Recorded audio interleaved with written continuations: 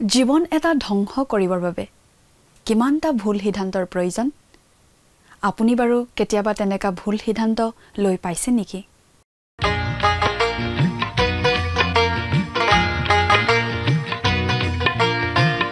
আজিৰে পবিত্ৰ খ্যানাতে দৰ্শকসকললৈ নমস্কাৰ জনাই আমাৰ এই ভক্তিবচন অনুষ্ঠানলৈ উষ্ম আদৰণি জনাইছো বাইবেল অধ্যয়নৰ এই ধাৰাবাহিক অসমীয়া অনুষ্ঠান ভক্তিবচন খ্ৰীষ্টীয় বিশ্বাসী লোকসকলৰ বাবে বিশেষভাৱে প্ৰস্তুত কৰা অনুষ্ঠান ইয়াত বাইবেলৰ গোটেই কেইখন পুস্তকৰে অধ্যয়ন আগবঢ়োৱা হ'ব মাজে মাজে পুৰণি নিয়ম আৰু মাজে মাজে নতুন নিয়ম খণ্ডৰ পৰা একোখন পুস্তক লৈ পুস্তকখনৰ প্ৰতিটো পদ পঢ়ি তাৰ ওপৰত সহজ সৰলভাৱে ব্যাখ্যা আগবঢ়াবলৈ চেষ্টা কৰা হ'ব এই অনুষ্ঠানটো নিয়মিতভাৱে শুনি থাকিলে দৰ্শকসকলে গোটেই বাইবেলখন চোৱাৰ আৰু বুজি পোৱাৰ এটা সুযোগ লাভ কৰিব আৰু তাৰ যোগেৰে আত্মিকভাৱে লাভৱান হ'ব পাৰিব বুলি আমি বিশ্বাস কৰোঁ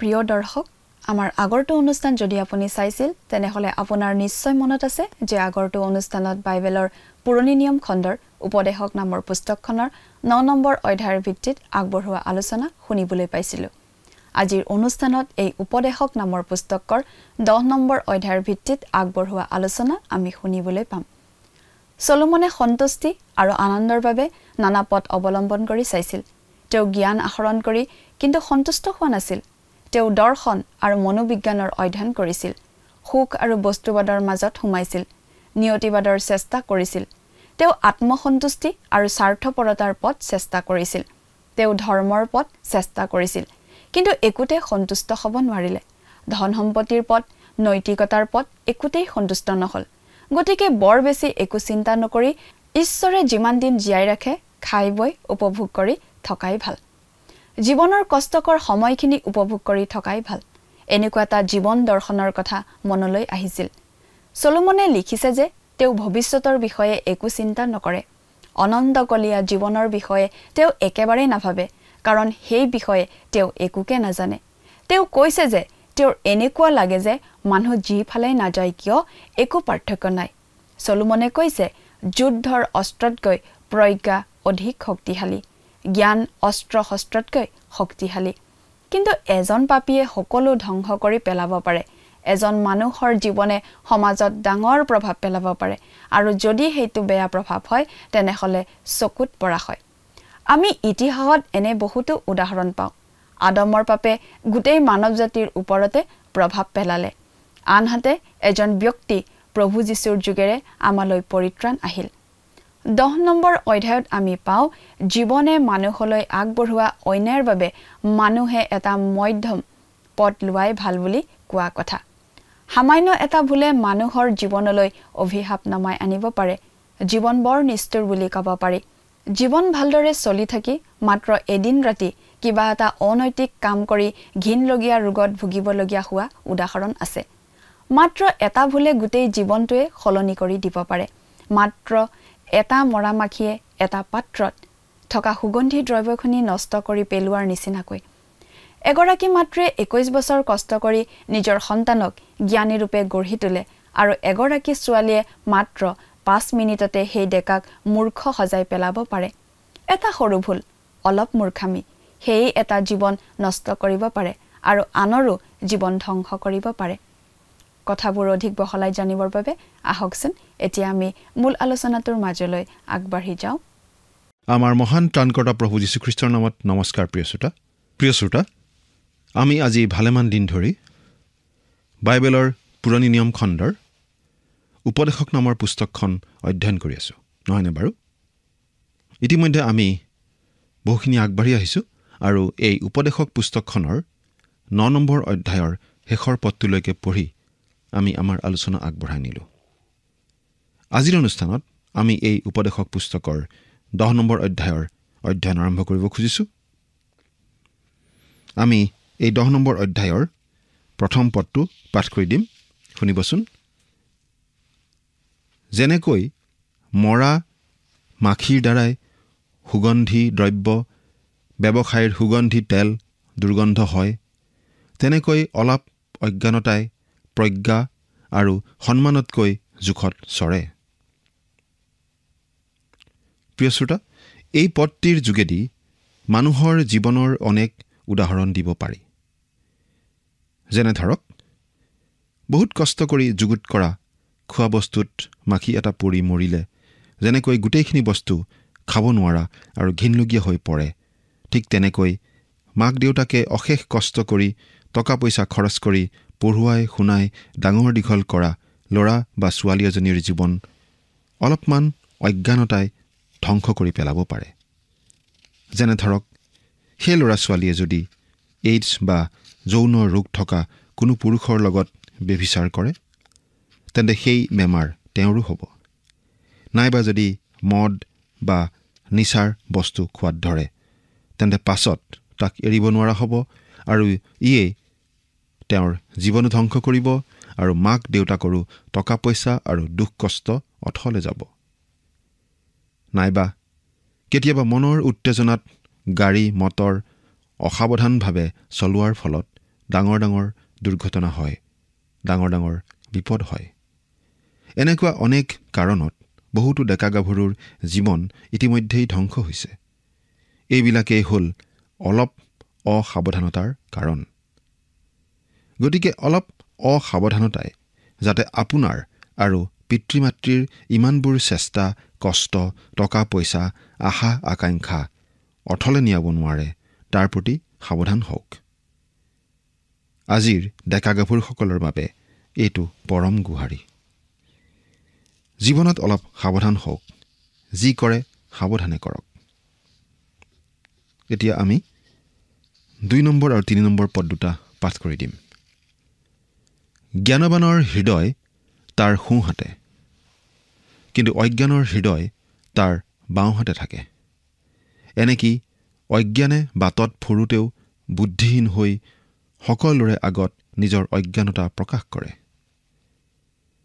প্ৰিয় শ্ৰোতা, অজ্ঞানে মই মূৰ্খ বুলি কাগজত লিখি পিঠিত আঁৰি ল'ব নালাগে বা কপালত এখন চাইনবোৰ্ড লগাই দিব নালাগে। অজ্ঞানে মুখ মেলিলেই তাৰ মূৰ্খামিৰ পৰিচয় পোৱা যায়। আনকি বহুত সময়ত অজ্ঞানে মুখখনো মেলিব নালাগে। তাৰ চাল চলনতেই মূৰ্খতাৰ পৰিচয় প্ৰকাশ পোৱা যায়। সভা সমিতিবিলাকতো কিছুমান মানুহে আন কাৰো কথা নুশুনে, কিন্তু তেওঁলোকে কোৱা আঁতিগুৰি নোহোৱা কথাবিলাক তৰ্জন গৰ্জন কৰি আনক শুনিবলৈ বাধ্য কৰায়। বাইবেলে তেওঁলোককো মূৰ্খ বুলি কৈছে, আৰু সেইটো যে সঁচা তাক তেওঁলোকেও কয়। আনহাতে সোঁহাত মানে হ'ল শক্তি, আৰু জ্ঞানবানৰ শক্তি সোঁহাতে থাকে মানে হ'ল তেওঁ যি কৰে তাক আন্তৰিকতাৰে কৰে আৰু তেওঁৰ কাম আৰু কথাক আনে বিশ্বাস কৰিব পাৰে। কিন্তু অজ্ঞানৰ একোতেই আন্তৰিকতা নাই, কথা কাম সকলোতেই সি উদাসীন। 4 নম্বৰ পদ। যদি তোমালৈ শাসনকৰ্তাৰ ক্ৰোধ হয়, তথাপি তোমাৰ ঠাই ত্যাগ নকৰিবা, কিয়নো ধৈৰ্যই বৰ বৰ পাপ থমায়। ইয়াত কোৱা হৈছে, শাসনকৰ্তাৰ বিৰুদ্ধে যুদ্ধ কৰিবলৈ আপোনাৰ যদি ক্ষমতা নাথাকে, তেন্তে কাজিয়া নকৰিব। আপুনি শাসনকৰ্তাৰ ক্ৰোধ দেখি সেই ঠাই এৰি পলাবও নালাগে, কিয়নো আপুনি যদি ধৈৰ্য ধৰে তেতিয়াহ'লে হয়তো পৰিস্থিতি খাম কাটিব। 5 আৰু 6 নম্বৰ পদ। মই সূৰ্যৰ তলত অধিপতিৰ পৰা উৎপন্ন হোৱা ভ্ৰান্তি যেন এক বিষম বিষয় দেখিলোঁ, যে অজ্ঞানক অতি ওখ পদত স্থাপন কৰা হয় আৰু ধনৱন্তবিলাক নিঃ ঠাইত বহে। কথাটো চিন্তা কৰি চাওকচোন প্ৰিয় শ্ৰোতা। আজি আমি যিটো যুগত বাস কৰিছোঁ, আমি যেনেকুৱা দিনত বাস কৰিছোঁ, এই কথা একেবাৰে সত্য বুলি প্ৰমাণিত হৈ থকা নাইনে? তাৰমানে পাপ কাৰ্যবিলাকক আজিকালি মানুহে মৰ্যাদা দিবলৈ লৈছে, বা সেইবোৰ পাপ বুলি তেওঁলোকে নভবা হৈছে। আগতে এনে এটা সময় আছিল যেতিয়া পাপ কাৰ্যক হীন আৰু ঘৃণাৰ চকুৰে চাইছিল। তেনে কাৰ্যক মানুহে বেয়া পাইছিল আৰু গৰিহণা দিছিল। কিন্তু আজিকালি পাপ কৰি মানুহে ভাল পায় আৰু লাজ পোৱাৰ পৰিৱৰ্তে তাকে লৈ মানুহে গৰ্ব কৰে। মানুহেও ইয়াক মৰ্যাদা দিয়ে আৰু সেইকাৰণে পাপে সমাজত খোপনি পুতি লৈছে। তাৰ প্ৰমাণ হ'ল আমাৰ দূৰদৰ্শনৰ অনুষ্ঠান, চিনেমা ইত্যাদি ইত্যাদি। এগৰাকী বিখ্যাত বাইবেল শিক্ষকে এনেদৰে কৈছে, টিভিত এবাৰ এজনী গাভৰুৰ সাক্ষাৎকাৰ লোৱা হৈছিল আৰু ৰাতিৰ ক্লাবত তাই কেনেকৈ নিজৰ কাপোৰবোৰ সুলুকায় সেইবিলাক দেখুওৱা হৈছিল। আজিকালি চিনেমা বা মনোৰঞ্জনৰ অনুষ্ঠানবিলাক এনেদৰে প্ৰস্তুত কৰা হয় যাতে সেইবিলাকলৈ ডেকা গাভৰুসকল সহজে আকৰ্ষিত হ'ব পাৰে আৰু সেইবিলাক চাই উত্তেজিত হ'ব পাৰে। আৰু এইবিলাকে আজি আমাৰ সমাজত জনপ্ৰিয়তা লাভ কৰিছে, সমাদৰ লাভ কৰি আহিছে। তদুপৰি আমি সমাজত এইটো দেখা পাওঁ যে তেনেকুৱা অনৈতিকতাৰ কাম কৰা মূৰ্খ অজ্ঞানীবোৰেই সমাজত ডাঙৰ ডাঙৰ আসন পায়। আনহাতে জ্ঞানী লোকে সমাজত অতি তলৰ আসন পায়।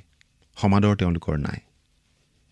7 নম্বৰ পদ, মই দাসক ঘোঁৰাত উঠি যোৱা আৰু অধিপতিক দাসৰ দৰে মাটিত খোজকাঢ়ি যোৱা দেখিলোঁ। প্ৰিয় শ্ৰোতা, কঠোৰ পৰিশ্ৰম কৰি ভালদৰে পঢ়া শুনা কৰি নৈতিকতাৰে সফলতা লাভ কৰিম বুলি নিশ্চিত হ'ব পৰা যুগ আজি আৰু নাই। এই কথা বহুতে কয়। আপোনালোকৰ চকুৰ আগত থকা দুষ্ট এজনে হয়তো বিনা পৰিশ্ৰমে আপোনাৰ আগতেই অতি ডাঙৰ মানুহ হ'ব পাৰে। আপুনি খোজকাঢ়ি গৈ থাকোঁতে তেনেকুৱা দুষ্ট লোকে ধূলি উৰুৱাই আপোনাৰ কাষেদি গাড়ীৰে পাৰ হৈ গুচি যাব। এনে যুগ আহিছে। সেইকাৰণে চলোমন ৰজাই কৈছে, মই দাসক ঘোঁৰাত উঠি যোৱা দেখিলোঁ। এৰা আমিও দেখি আছোঁ। আৰু তাৰ প্ৰমাণস্বৰূপে আজি সৎ, নিষ্ঠা আৰু হিতৈষী মানুহবিলাক সাধাৰণভাৱে থাকিবলগীয়া হৈছে, বঞ্চিত হ'বলগীয়া হৈছে। ডাঙৰ ডাঙৰ অট্টালিকা, গাড়ী ঘোঁৰা তেওঁলোকৰ নাথাকে। সমাজতো তেওঁলোকৰ বিশেষ মান মৰ্যাদা আৰু নাই। আৰু বেছিভাগ মানুহে তেওঁলোকক চিনিয়েই নাপায়। তেওঁলোক প্ৰকৃততে নৈতিকতাৰ অধিপতি, কিন্তু তেওঁলোক থাকিব লগা হয় সাধাৰণ দাসৰ নিচিনাকৈ। অজ্ঞাতভাৱে থাকিবলগীয়া হয়। সমাজৰ পৰা তেওঁলোকে পাবলগীয়া সন্মানখিনিও নাপায়। এইটো নিশ্চয় দুখৰ কথা। গোটেই সমাজখনৰ অৱক্ষয়ৰ চিন। 8 নম্বৰ পদ, যি মানুহে খাল খানে সি তাত পৰিব, আৰু যি মানুহে শিলৰ গড় ভাঙে তাক সাপে দংশিব।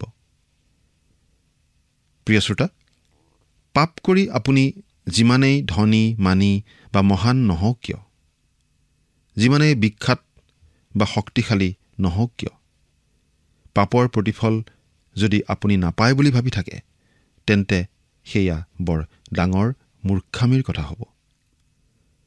সেই পাপৰ প্ৰতিফল যদি আপুনি লগে লগে পোৱা নাই, তেন্তে পিছত এদিন হ'লেও পাব বুলি আপুনি নিশ্চিতভাৱে জানিব পাৰিব। আজিকালি বহুতো খ্ৰীষ্টিয়ান মানুহেও পাপ কৰি নিশ্চিন্ত মনেৰে থাকিব পাৰে। ঈশ্বৰে কিন্তু তাৰ চিন্তা নকৰাকৈ থকা নাই। 9 নম্বৰ পদ, যি মানুহে শিলবোৰ আঁতৰায় সি সেইবোৰতেই দুখ পাব, আৰু যি মানুহে কাঠ ফালে তালৈ আপদ ঘটিবৰ ভয় থাকে। প্ৰিয় শ্ৰোতা, শিল আঁতৰোৱা মানে সেই সময়ত মাটিৰ সীমা লৰোৱা কথাটো বুজোৱা হৈছে। সেই সময়ত মানুহবোৰে নিজৰ মাটিৰ সীমা নিৰ্ধাৰণ কৰিবলৈ শিল ব্যৱহাৰ কৰিছিল। শিলৰ খুঁটি পুতি বা শিল ৰাখি নিজৰ নিজৰ সীমা তেওঁলোকে চিনাক্ত কৰি ৰাখিছিল। শিল আঁতৰোৱা মানে বেলেগৰ মাটি জোৰকৈ দখল কৰি লোৱাটো বুজোৱা হৈছে। আৰু বাইবেলত এইটো এটা পাপ কাম বুলি আমাক বাৰে বাৰে সোঁৱৰাই দিয়া হৈছে। আৰু যদিহে এইটো এটা পাপ কাম, এই পাপ কামৰ প্ৰতিফলো ঈশ্বৰে এদিন দিব। এই ক্ষেত্ৰত ঈশ্বৰেও কৈছে, প্ৰতিফল দিয়াটো মোৰ কাম, ময়েই প্ৰতিফল দিম। কিন্তু লগতে এই কথাটো আমাৰ বাবে মনত ৰাখিবলগীয়া কথা যে দেখাত যদিও সেই শিল লৰাই দিয়া কাৰ্যটো অতি সাধাৰণ কাৰ্য যেন লাগিব পাৰে, কিন্তু যিহেতু সেইটো ঈশ্বৰৰ দৃষ্টিত পাপ কাম, সেই কাম কৰিও মানুহে ঈশ্বৰৰ শাস্তি নোপোৱাকৈ কেতিয়াও সাৰি যাব নোৱাৰিব। যিকোনো ধৰণৰ পাপ, সৰু ডাঙৰ যেনেকুৱা পাপেই নহওক কিয়, পাপ কৰি তাৰ প্ৰতিফল মানুহে পাবই। 10 নম্বৰ পদ, লোহা ভূটা হ'লে আৰু তাক নধৰালে তাক চলাবলৈ অধিক বল লাগে, কিন্তু কাৰ্য সামফল কৰিবলৈ জ্ঞান উপকাৰী। এই কথা ভালদৰে বহলাই নকলেও নিশ্চয় আমি বুজি পাওঁ যে দা, কটাৰী বা তেনেকুৱা ধৰণৰ লোহাৰ আহিলা যেতিয়া ভূটা হয় তেতিয়া সেইবোৰ ব্যৱহাৰ কৰি কাটিবলৈ বৰ কঠিন হয়, আৰু সেইবোৰেৰে কাটিবলৈ হ'লে বেছি বল দিবলগীয়া হয়। বহুতো মানুহে আকৌ এলাহতে সেইবোৰ চোকা কৰিও নলয়, তেনেদৰেই ব্যৱহাৰ কৰি থাকে। আমাৰ জ্ঞানৰ ক্ষেত্ৰতো এই বুলি কোৱা হৈছে যে এই জ্ঞানো, আমাৰ চিন্তা শক্তিও আমি চোকা কৰি ল'ব লাগে। চোকা নহ'লে নিজলৈ নিজে গধুৰ হয়। আৰু আমি কেনেদৰে চোকা কৰিব পাৰোঁ বাৰু? চোকা কৰিবলৈ শিক্ষা, প্ৰশিক্ষণ ইত্যাদি আমাক লাগে সঁচা, কিন্তু সেই জ্ঞান চোকা কৰিবলৈ বেছিকৈ দৰকাৰী বস্তুটো হৈছে আমাৰ ইচ্ছা শক্তি।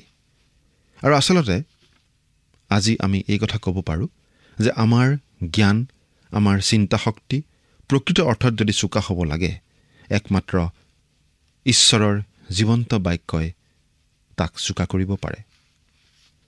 11 নম্বৰ পদ পাঠ কৰি দিছোঁ, শুনিবচোন। মন্ত্ৰৰ গুণ নৌ ধৰোঁতেই যদি সাপে দংশে, তেন্তে মন্ত্ৰ গাওঁতাত কোনো লাভ নাই। প্ৰিয় শ্ৰোতা, এই পদটো পঢ়োঁতে আমাৰ বাইবেলৰ আন এটা পদৰ কথা মনলৈ আহিছে।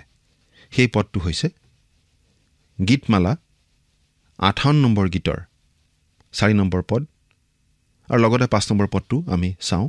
তাত এনেদৰে লিখা আছে, সিহঁতে মোক বিনা দুখে ধৰিবলৈ লৰি আহি যুগুত হৈছে, সিহঁতৰ বিষ সাপৰ বিষৰ নিচিনা, যি কালসৰ্পই নিজ কাণ বন্ধ কৰি যাদুকৰবিলাকৰ নিপুণকৈ মন্ত্ৰ গাওঁতাজনৰ স্বৰ নুশুনে, সিহঁত সেই সৰ্পৰ নিচিনা। এই একে কথা আমি জিৰিমিয়া পুস্তকৰ 8 নম্বৰ অধ্যায়ৰ 17 নম্বৰ পদতো এনেদৰে পাওঁ, কিয়নো মই তোমালোকৰ মাজলৈ মন্ত্ৰ নমনা কালসৰ্পবোৰ পঠাম। ঈশ্বৰে কৈছে, সেইবোৰে তোমালোকক দংশিব। আমি আটাইয়ে বেজ বা ওজাৰ বিষয়ে জানো। তেওঁলোকে সাপক আকৰ্ষণ কৰিবলৈ এক ধৰণৰ পেঁপা বজায়, আৰু সেই পেঁপাৰ মাতত, সেই পেঁপাৰ শব্দত সাপেও এক বিশেষ ধৰণৰ নাচ কৰে। পেঁপা বজাই থকালৈকে সাপটোৱেও নাকামোৰে। সেইবুলি যিমান বজায় সিমান সাপটোৱে হয়তো নুশুনিব পাৰে। আচলতে সাপে নুশুনে, দেখাতহে আমাৰ তেনেকুৱা লাগে। অৱশেষত সেই সাপে কামুৰিব পাৰে, আৰু সাপে কামুৰিলেই মৰণ। কিন্তু আমি ভাবোঁ যে এই পদটিত কালসৰ্প মানে ঠিক সৰ্পক বুজোৱা নাই, কিন্তু মানুহক বুজোৱা হৈছে, যিয়ে সুবিধা পালে মানুহক ঠগিব আৰু প্ৰবঞ্চনা কৰিব পাৰে।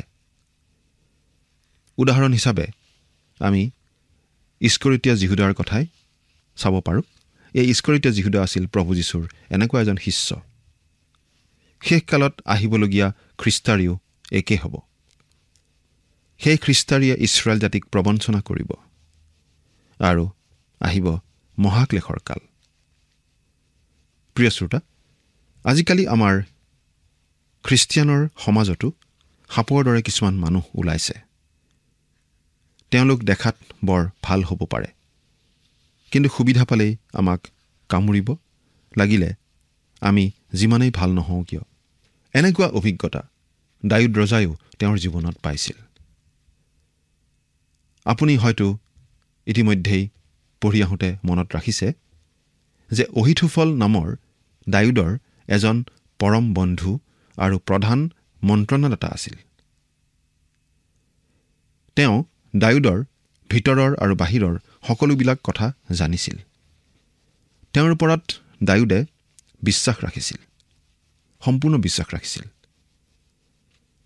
কিন্তু দাউদৰ পুত্ৰ অবছালোমে যেতিয়া দাউদৰ বিৰুদ্ধে বিদ্ৰোহ ঘোষণা কৰিছিল, তেতিয়া দাউদৰ বিশ্বস্ত সেই অহিথোফল অবছালোমৰ ফলীয়া হৈছিল আৰু দাউদক মাৰিবলৈ তেওঁ চেষ্টা কৰিছিল। সেই সময়ত দাউদ এজন মহান ৰজা আছিল। কিন্তু পুতেক অবছালোমৰ সেই বিদ্ৰোহৰ কাৰণে তেওঁ সৰ্বহাৰা হৈ ভাগি পৰিছিল। তেওঁ ৰাজধানী এৰি গুচি যাবলগীয়া হৈছিল। তেওঁৰ দুখৰ কথা আমি গীতমালা 55 নম্বৰ গীতটোত পঢ়িবলৈ পাওঁ। সেইকাৰণে ৰজা চলোমনে কৈছে যে আমি নিজৰ ক্ষেত্ৰত সদায় সাৱধান হ'ব লাগে। তথাকথিত জনহিতৈষী আৰু মংগলকাৰীসকলৰ ক্ষেত্ৰতো আমি সাৱধান হ'ব লাগে। ভিতৰত কাল সৰ্পৰ বিষ থকা মানুহে ভাল কথা ক'লেও পতিয়ন যাব নালাগে। আনহাতে তেওঁলোকক যধেমধে আক্ৰমণ কৰিবও নালাগে, কাৰণ অভিজ্ঞতাৰ পৰা গম পোৱা গৈছে যে আক্ৰমণকাৰীক তেওঁলোকে বৰ নিষ্ঠুৰ শাস্তি দিবলৈও কুণ্ঠাবোধ নকৰে। এতিয়া 12 নম্বৰ পদটো পঢ়ি দিছোঁ। জ্ঞানবান লোকৰ মুখৰ বাক্য সন্তোষজনক, কিন্তু অজ্ঞানৰ ওঠে নিজকে গ্ৰাস কৰে। ইয়াকে কোৱা হৈছে যে মূৰ্খ নিজৰ কথাতেই মৰে আৰু আনকো মাৰে। সেইকাৰণে বন্ধু বাছনি কৰিবলৈ লওঁতে আমি সাৱধান হ'ব লাগে। মূৰ্খৰ লগত আমি বন্ধুত্ব পাতিব নালাগে। কিন্তু বন্ধু লাগে। বন্ধু অবিহনে জীৱন উল্লাসিত নহয়। কিন্তু আমি চাব লাগে যাতে আমাৰ বন্ধুজন মূৰ্খ নহয়। আমাৰ ল'ৰা ছোৱালীবিলাক স্কুল কলেজত পঢ়োঁতে যিসকল বন্ধু বান্ধৱী তেওঁলোকে লগ পায়, তেওঁলোকক গোটেই জীৱনত পাহৰা নাযায়। সেইকাৰণে তেওঁলোকৰ লগত বন্ধুত্ব স্থাপনৰ ক্ষেত্ৰত আমি অতি সাৱধান হ'ব লাগে। কাৰণ একেলগে পঢ়া শুনা কৰা সহপাঠীসকল বৰ প্ৰিয় হ'লেও তাৰ মাজত 2-এজন কালসৰ্পৰ দৰেও থাকিব পাৰে। 13 আৰু 14 নম্বৰ পদ। যাৰ মুখৰ কথাৰ আৰম্ভণি অজ্ঞানতা আৰু তাৰ কথাৰ শেষ ফল অনিষ্টকাৰী বলিয়ালি। অজ্ঞান লোকে অনেক কথা কয়, কিন্তু আগলৈ কি হ'ব তাক মানুহে নাজানে, আৰু তাৰ পাছৰ কালত কি ঘটিব ইয়াকে তাক কোনে জনাব পাৰে। এই কথাটো একেবাৰে সঁচা। মেল মিটিং হ'লে তাত বহুতো মানুহ থাকে যদিও তাৰ ভিতৰত এজনে বৰ ডাঙৰ ডাঙৰ মাতেৰে কথা ক'বলৈ ধৰে আৰু পাছত সকলোকে চেৰ পেলাই সি যিটো কয় সেইটোৱেই সত্য বুলি মানিবলৈ সকলোকে বাধ্য কৰায়। সেই সময়ত কোনো জ্ঞানবানে সুপৰামৰ্শ দিলেও তেওঁৰ কথা মানি লোৱাৰ পৰিৱৰ্তে তেওঁক ওলোটাই আক্ৰমণহে কৰে। তেনেকুৱা মূৰ্খ মানুহৰ পৰাও আমি আঁতৰি থাকিব লাগে। 15 আৰু 16 নম্বৰ পদ। অজ্ঞান লোকৰ পৰিশ্ৰমে সিহঁত প্ৰতিজনকেই ক্লান্ত কৰে, কিয়নো নগৰলৈ যোৱা বাটকো তেওঁ চিনি নাপায়। হে দেশ, তেতিয়া তোমাৰ ৰজা ল'ৰা মানুহ হয় আৰু তোমাৰ অধ্যক্ষবিলাকে ৰাতিপুৱাতে ভোজ খায়, তেতিয়া তোমাৰ সন্তাপ হ'ব। প্ৰিয় শ্ৰোতা, মূৰ্খই চহৰৰ আলিবাটত ফুৰিব জনাটো দূৰৈৰ কথা, সি বৰষুণৰ পৰাও ভালদৰে আঁতৰি আহিব নাজানে। আনহাতে দেশৰ শাসকসকল যদি দেশ আৰু জনগণৰ প্ৰতি চিন্তিত হোৱাৰ পৰিৱৰ্তে খোৱা বোৱা লাহ-বিলাহ আমোদ প্ৰমোদ ইত্যাদিত মতলীয়া হয়, তেন্তে দেশৰ উন্নতি কেতিয়াও নহয়, বৰং সেই দেশ ৰসাতলে যাব। 17 নম্বৰ পদ। হে দেশ, যেতিয়া ভদ্ৰবংশীয় পুত্ৰ তোমাৰ ৰজা হয় আৰু তোমাৰ অধ্যক্ষবিলাকে মতলীয়া হ'বৰ নিমিত্তে নহয়, কিন্তু বল বৃদ্ধিৰ নিমিত্তে উচিত সময়ত ভোজন পান কৰে, তেতিয়া তুমি ধন্য। আজি আমাৰ দেশত নিচাজাতীয় ড্ৰাগছৰ বিৰুদ্ধে বেছি প্ৰচাৰ কাৰ্য চলোৱা দেখা যায়। কিন্তু হ'লেও ড্ৰাগছতকৈ মদৰ ভয়াৱহতা বেছি আৰু ই দেশৰ প্ৰধান সমস্যা হৈ পৰিছে। কাৰণ ড্ৰাগছ সেৱন কৰাতকৈ মদ পান কৰা মানুহৰ সংখ্যা অতিপাত বেছি। ড্ৰাগছ সেৱনকাৰীৰ সংখ্যা উলিয়াব পৰা হৈছে, কিন্তু মদ খোৱাৰ সীমা সংখ্যা নাই। দেশৰ শাসকসকলো বহি যদি মদ খোৱাত লাগি যায় আৰু দেশৰ গভীৰ বিষয়বিলাক আলোচনা কৰোঁতেও যদি মদ খাইহে আলোচনা কৰে তেন্তে দেশৰ কি উন্নতি হ'ব? 18 নম্বৰ পদ। এলাহৰ দ্বাৰাই ছাল সৰুপা পৰে আৰু সৰুপালিত ঘৰ উৰুখে। প্ৰিয় শ্ৰোতা, এইবিলাক এলেহুৱা মানুহৰ পৰিচয়। কাম নকৰাকৈ থাকিবলৈ ভাল পোৱা মানুহ আমাৰ মাজত নিশ্চয় বহুত আছে। অলপ কাম কৰি বেছি আনন্দ কৰিবলৈ চেষ্টা কৰা মানুহৰ এই দশা হয়। 19 আৰু 20 নম্বৰ পদ। আমোদৰ কাৰণে ভোজ পতা হয় আৰু দ্ৰাক্ষাৰসে জীৱনক হৰ্ষিত কৰে আৰু ধন সৰ্বসাধক। ৰজাক খাও নিদিবা, মনে মনেও নিদিবা, আৰু তোমাৰ শোৱা কোঠালিতো ধনীক খাও নিদিবা, কিয়নো আকাশৰ এটি চৰায়ে সেই শব্দ লৈ যাব, দেউকা লগা জীৱই সেই কথা জনাব। আজিকালি মেল মিটিংবিলাকত ডাঙৰ ডাঙৰ মানুহবিলাকে ভাষণ দিয়া শুনো, আৰু ভাষণত তেওঁলোকে জনকল্যাণ, উদাৰতা ইত্যাদিৰ কথা কয়। কিন্তু সেইবিলাক আঁচনি ৰূপায়ণ কৰিবলৈ নিজৰ ধন সম্পত্তি এৰি নিদিয়ে। সেইবুলি তেওঁলোকৰ বিৰুদ্ধে আমি সততে মাত মতা উচিত নহয়। নাইবা ঘৰৰ ভিতৰত ল'ৰা ছোৱালীৰ আগতো অভিশাপ নিদিব। দিলে আপোনাৰ বিপদ হ'ব। কাৰণ আকাশৰ চৰাই আৰু বেৰেও সেই কথা প্ৰচাৰ কৰি দিব বুলি কৈছে। আচলতে ইয়াত এইটো কথাই কোৱা হৈছে যে আমি অতি সাৱধান হ'ব লাগে, জ্ঞানীৰ নিচিনাকৈ চলিব লাগে। মুঠতে এই জীৱনত সকলো ফালে বিপদ, কিন্তু একমাত্ৰ প্ৰভু যীশুখ্ৰীষ্টত আশ্ৰয় লোৱা লোকসকলহে নিৰাপদ। কাৰণ প্ৰভু যীশুখ্ৰীষ্টই তেওঁলোকক নিৰাপদে চলিবলৈ সেই জ্ঞান, সেই বুদ্ধি, সেই সামৰ্থ্য দিব পাৰে। সেই প্ৰভু যীশুখ্ৰীষ্টক আপুনি চিনি পাইছেনে? তেওঁ গ্ৰহণ কৰিছেনে? ঈশ্বৰে আপোনাক আশীৰ্বাদ কৰক। আমেন।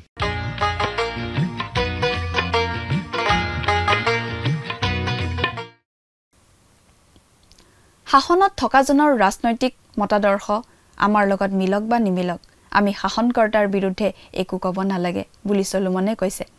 শাসনত থকাজনক লৈ ঠাট্টা মস্কৰা কৰা অনুচিত, কাৰণ ঈশ্বৰে তেওঁক সেই স্থানত ৰাখিছে আৰু শাসনত থকাসকলক সন্মান কৰিবৰ বাবে আমাক বাইবেলত অতি স্পষ্টভাৱে কোৱা হৈছে। আজিলৈ আমাৰ অনুষ্ঠানটিৰ ইমানতে সামৰণি মাৰিব খুজিছোঁ। পৰৱৰ্তী অনুষ্ঠানত আপোনালোকক পুনৰ লগ পোৱাৰ আশা ৰাখিছোঁ। সামৰণি মৰাৰ আগতে আহকচোন আমি খন্তেক প্ৰাৰ্থনাত মূৰ দুৱাওঁ। স্বৰ্গত থকা অতি মৰমীয়াল দয়ালু পিতৃ ঈশ্বৰ, প্ৰভু তোমাক ধন্যবাদ দিছোঁ।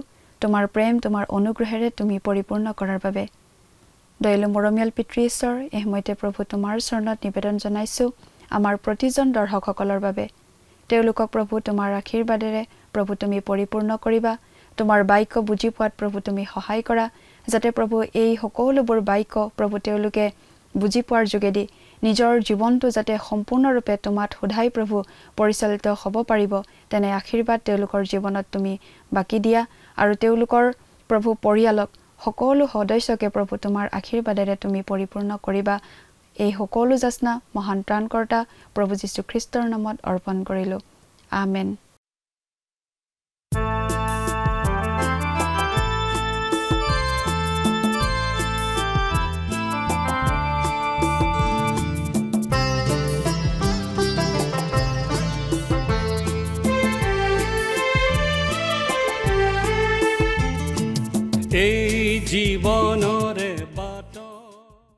প্ৰিয় শ্ৰোতা দৰ্শক, আশা কৰোঁ ভক্তিবচন অনুষ্ঠানটি উপভোগ কৰি আপোনাৰ নিশ্চয় ভাল লাগিছে। এই বিষয়ে আপোনাৰ মতামত জানিব পাৰিলে আমি নথৈ আনন্দিত হ'ম। আপোনাৰ যদি আমাৰ এই অনুষ্ঠানটি উপভোগ কৰি ভাল লাগিছে, তেন্তে অনুগ্ৰহ কৰি আমালৈ এটি মিছ কল দিয়কচোন। আপোনাৰ এটা মিছ কল আমাৰ বাবে অতি মূল্যৱান। প্ৰতিটো মিছ কল দিয়া সকলৰ মাজৰ পৰা এজন বিশেষ দৰ্শকক বাছি লৈ সপ্তাহৰ শেষত পুৰস্কৃতও কৰা হ'ব। মিছ কল দিয়া নম্বৰটো হৈছে 04449081 আপোনাৰ যদি কিবা প্ৰাৰ্থনাৰ বিষয় থাকে বা অধিক জানিবলৈ ইচ্ছা কৰে, তেন্তে টেলিফোনৰ মাধ্যমেৰেও আমাক যোগাযোগ কৰিব পাৰে। আমাৰ টেলিফোন নম্বৰটো হৈছে 7429840242। আপুনি আমালৈ ইমেইল অথবা পত্ৰযোগেও যোগাযোগ কৰিব পাৰে। তাৰ বাবে আমাৰ ইমেইল আইডি আৰু পোষ্টেল এড্ৰেছটো টিভি পৰ্দাত চাই লওকচোন। পুনৰ লগ পোৱাৰ আশাৰে আজিলৈ ইমানতে সামৰিছোঁ। ঈশ্বৰে আপোনাক আশীৰ্বাদ কৰক। ধন্যবাদ।